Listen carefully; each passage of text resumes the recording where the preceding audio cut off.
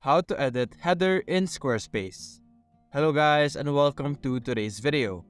Today, I'm going to teach you how you can edit your website in Squarespace, specifically the header. Right now, as you can see, I am currently in the website editor of Squarespace. So let us begin. Now the first thing you're going to do is to click on design over here on the left side, and then you're going to click on site styles and click on this icon over here on the top right. Now this will allow us to edit every single components of our website right now. As you can see here, we have our site header, our section over here, we have this photo over here, and on the very most button we have our edit footer over here. Now we're going to go back to the top and we're going to click on edit site header over here.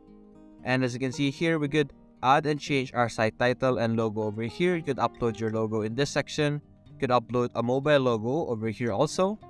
And click on back. You could add elements in this section like a button, contact us, contact, social links, language suite, and cart over here. And that's it guys. Hope you enjoyed the video. Thanks for watching.